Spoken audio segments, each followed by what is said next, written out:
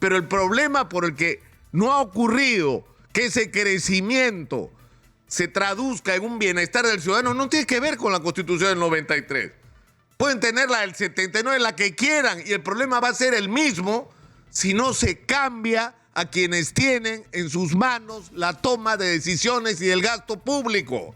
Porque ese es el problema del Perú, o uno de los problemas fundamentales, que la cantidad enorme de recursos ha estado en manos, y no quiero generalizar de una manera injusta, pero en la inmensa mayoría de los casos, en manos de ineptos y de corruptos, que están en el Estado peruano porque su partido ganó las elecciones, porque son parientes del que ganó las elecciones, porque aportaron a la campaña del que ganó las elecciones, porque son del partido del que ganó las elecciones, por cualquier razón, menos por la única que debería justificar su presencia ahí, el mérito. Seguimos entrampados por culpa de los políticos.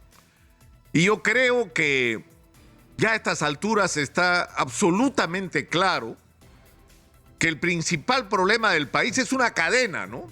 Somos un país que hemos crecido de manera extraordinaria en términos macroeconómicos, pero que no hemos sido capaces de convertir ese crecimiento de los ingresos nacionales en bienestar y beneficio para los ciudadanos. Y esto ha ocurrido no por solo los defectos que pueda tener la Constitución del 93, que por supuesto hay que modificar, por supuesto, y hay que hacerlo bien, con inteligencia, rescatando las cosas que están bien y descartando todo aquello que se tenga que corregir. Pero el problema por el que no ha ocurrido que ese crecimiento se traduzca en un bienestar del ciudadano no tiene que ver con la Constitución del 93.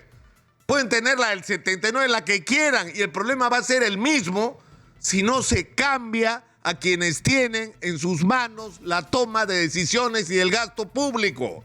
Porque ese es el problema del Perú, o uno de los problemas fundamentales, que la cantidad enorme de recursos ha estado en manos, y no quiero generalizar de una manera injusta, pero en la inmensa mayoría de los casos, en manos de ineptos y de corruptos, que están en el Estado peruano porque su partido ganó las elecciones, porque son parientes del que ganó las elecciones, porque aportaron a la campaña del que ganó las elecciones, porque son del partido del que ganó las elecciones, por cualquier razón, menos por la única que debería justificar su presencia ahí, el mérito.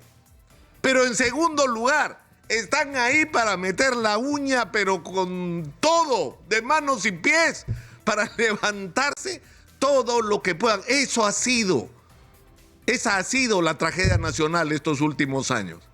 ¿Y cómo se expresa? Pero es evidente. Miren ustedes la cantidad de alcaldes, gobernadores, concejales, consejeros regionales, parlamentarios, ministros, presidentes que están haciendo cola para ir presos por corruptos. Exitosa. La cantidad de dinero vergonzosa que se devuelve. Estaba en medio de una crisis por los huaicos y las lluvias, que en algunas zonas tiene características de catástrofe, y descubrimos que hay cientos de millones de soles que no se han gastado en prevención para prepararnos para esto, que sabemos nos pasa todos los años, con mayor o menor intensidad, pero todos los años.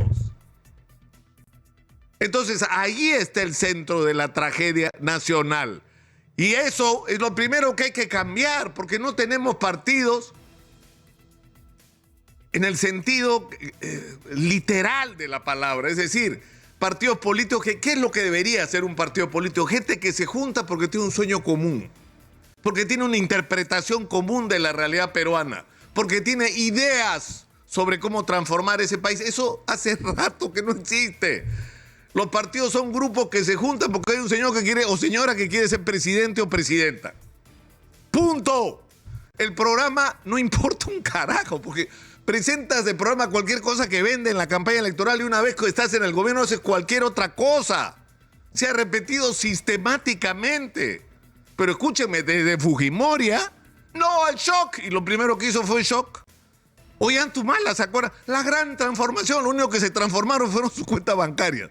¿No es cierto? Porque terminó gobernando con el programa económico de Fujimori al que se había pasado criticando todos los años anteriores. Es decir, la palabra, el compromiso, asociado además a planes, a propuestas de largo plazo, no valen nada, no existen. Se ha personalizado la política. Hemos perdido lo que fue la política en el pasado, porque cuando hablaba Luis Bedoya Reyes, hablaba un socialcristiano, un hombre con una visión del Perú. Cuando hablaba Aya de la Torre, lo que estaba hablando era el constructor de un partido de décadas, alrededor de ideas y de sueños.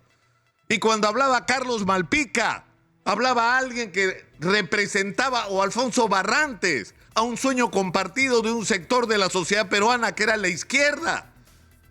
Pero ahora cuando habla un político, ¿quién está hablando? ¿A nombre de qué ideología realmente? De ninguna. De ninguna. Entonces, si no cambiamos esto, no tenemos arreglo como país. Y lo que tenemos que poner en el centro de la discusión es qué diablos queremos hacer con este país. Miren lo que nos ha pasado esta semana. Tenemos todo el sur parado, carreteras bloqueadas, ya lo salvaje que han hecho en Puno, destruir una piscigranja, cuando por ahí va el camino del progreso.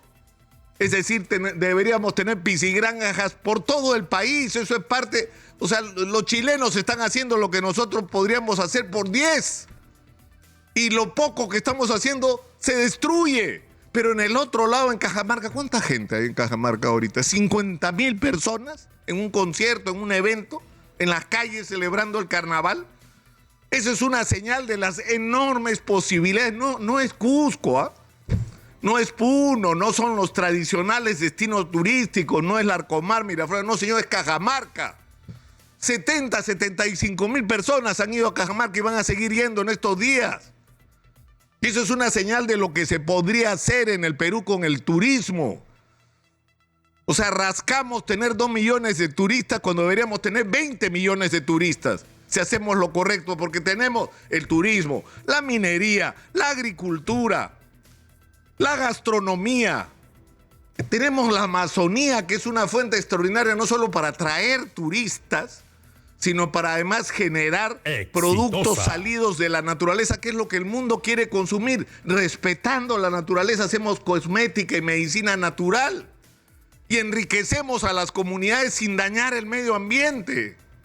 Es decir, y hablando de minería, que es a lo que hay que regresar siempre, por Dios, tenemos cobre. Lo repito todos los días, ya debo parecer loco. Tenemos cobre, tenemos plata, tenemos... es decir, hasta litio tenemos. O sea, no solo para conducir la energía, sino para conservarla.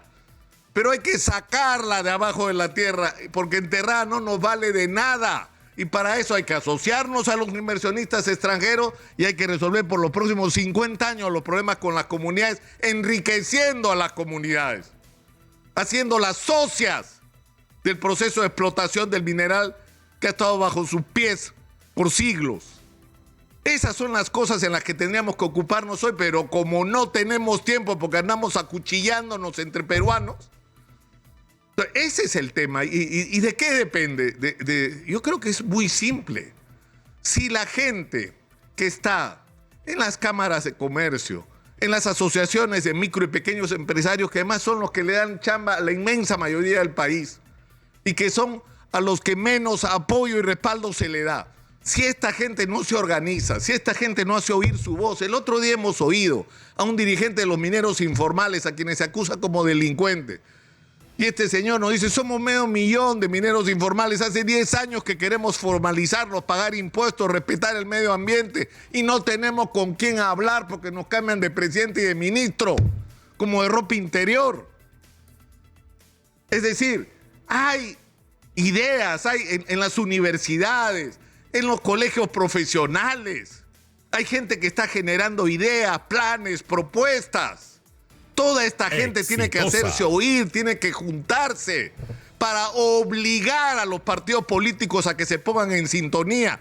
Y los simpatizantes de las ideologías que fueran, yo los reto, déjense de palabrear y de renegar en sus casas, porque no les gusta cómo se manejan las cosas, y comprométanse, afílense a los partidos, peleen porque los partidos elijan gente decente para que los represente y vigilen que cumplan los compromisos que asumen, que los partidos sean realmente democráticos y que estén construidos no alrededor de una persona, Porque si se muere esa persona, ¿qué? ¿Desaparece el partido? ¿Por qué? Porque no tenía ideas.